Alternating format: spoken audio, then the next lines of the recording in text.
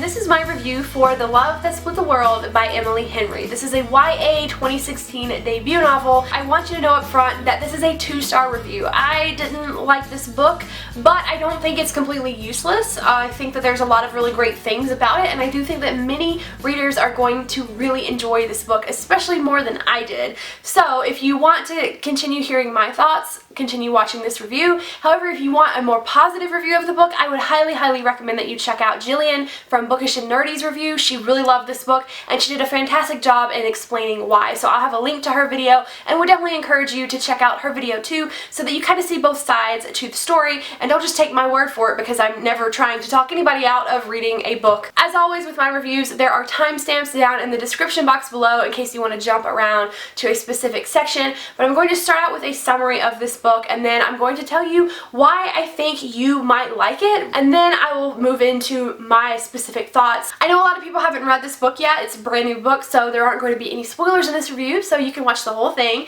but let's get into it. This is such a difficult book to summarize, but my summary of it is that our main character Natalie is from a very small Kentucky hometown, very southern, very into football. She just graduated from high school, and all throughout high school she dated the popular football it guy on and off, and they've kind of had a rocky relationship. She used to be on the dance team and she's quit. She's just kind of decided she's over high school and she is ready to move out and go off to college and learn about herself, and she is done with this town and with these friends. And so there's this big theme of growing up and moving on, especially in relation to friendships and relationships.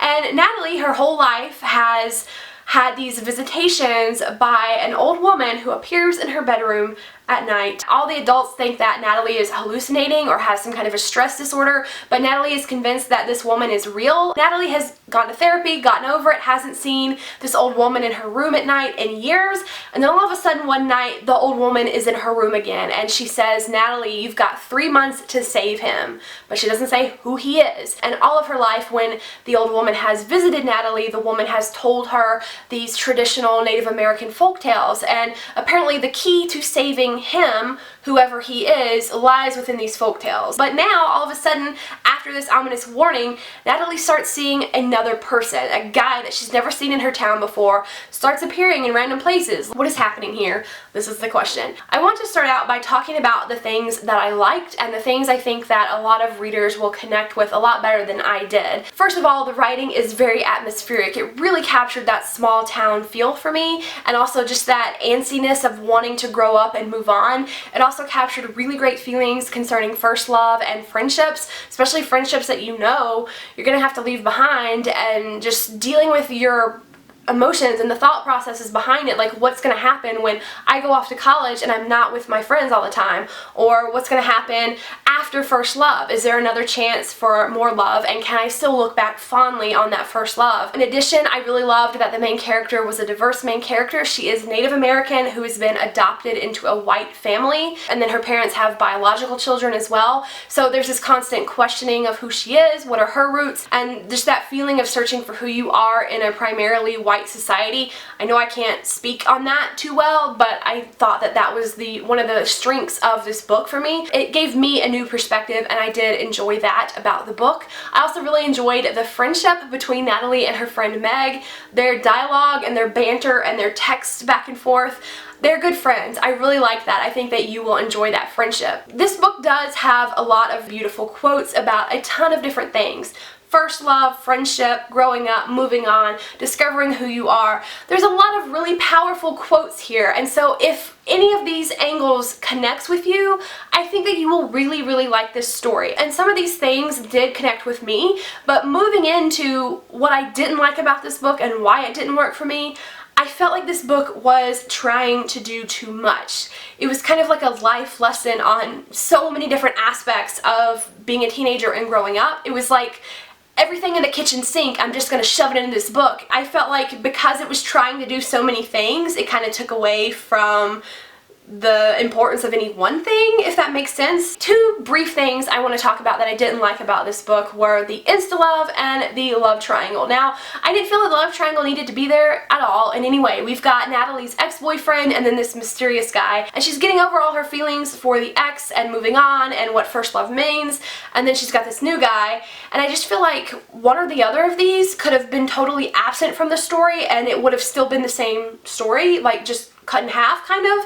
Like, it really felt like there were two different stories going on here and that they didn't flow together as seamlessly as perhaps they should have.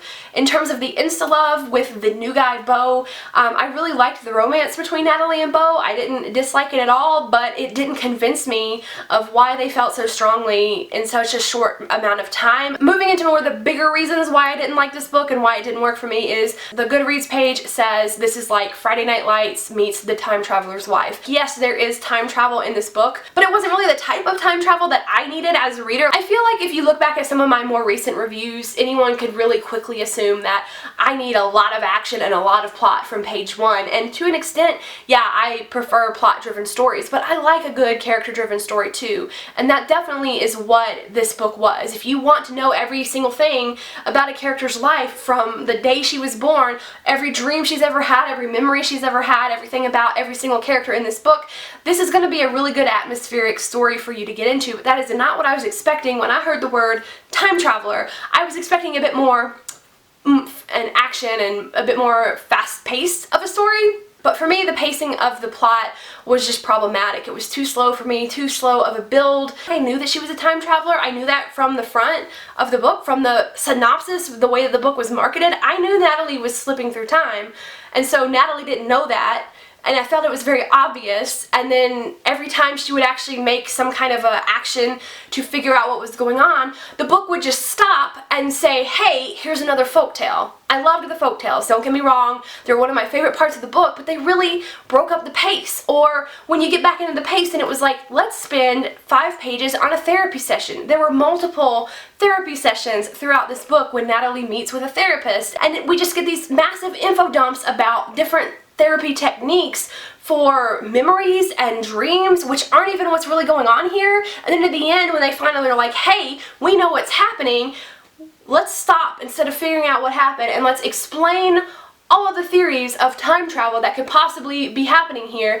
And it was something that I already knew because I've seen Back to the Future. I've watched time travel movies and read time travel books, and I didn't need it spelled out with my hand being held the whole time. I felt like the plot kept going and then would stop. We had to wait until this info dump passed, and then it would go again, and then stop, and then go again, and then stop. So I feel like if you pick this book up because you wanted that time travel story, you should read chapter 1 and then skip to chapter 31, and that's it. Like, this middle part is like small town, kids are going out, getting drunk, partying, kissing each other, making out, and then sometimes Natalie sees a person that's not supposed to be there. And then not till chapter 31 do we actually get anything happening. I used an analogy in my Goodreads written review that I will reiterate here, is that the reading experience of this book was like getting on a bus, and this bus was advertised as, this bus will take me home. And I'm like, okay, cool, I want to go home. I'm going to get on this bus. And the bus keeps making all these unexpected stops. It's just like every time you get going, you're like, yes, I'm that much closer to home. Nope, stop. And I'm going to turn and I'm going to do something else. And then finally you're like, oh, okay, this bus isn't taking me home. It's taking me to Grandma's house. That's cool. I can go visit Grandma right now. I'm down with this. And then you get to Grandma's house, and as soon as the bus stops to let you off, all of a sudden you wake up in Canada in a gas station with no clothes on, no phone, no money, and you have no idea how you got there. Why am I here? This is not what I signed up for. I also just really didn't like the ending. I liked nothing about the ending. I thought that the thing was pretty obvious, and I just think that some of the character motivations were completely selfish, and and then there's this whole other plot line with the ex Matt that doesn't even come to mean anything, and it just felt like overall this book was a mess. Like, it tried to shove so much stuff in there that I couldn't focus on any one thread at any given time, and you easily could have cut out Beau completely. Beau and the time travel could have been gone, and this would have been a really sweet story about growing up and leaving high school, moving on from a first love. That could have been a story in and of itself, or you could have cut out the character of Matt, the first love, altogether and had it focus more on the time travel stuff, but as it was, I felt like this story didn't really know what genre it was supposed to be. And like I said, I definitely think that other readers are going to like it. That's what 2 stars means to me, is that I didn't like it, but I still find value and merit in this story. So it's not that I wouldn't recommend it, but I just wanted to let you guys know why it didn't work for me, and I'm definitely not trying to talk you out of reading this book if it sounds like it's something you're interested in. If you've read this book, I definitely would like to hear from you what you thought about it. I hope you liked it better than I did, and if you want to talk about any spoilers with me, we can definitely do so down in the comments below. I have so many different thoughts on the ending, and if you want to hear those, I definitely am up for talking to them. I just didn't want to alienate anybody with a spoilery review, but I can definitely discuss those more in depth. If you have any other questions about this book that I didn't cover, please let me know down in the comments and I will answer you there. Thank you so much for watching. Let me know if you've read this one or if you want to, and I will see you in the comments. Bye!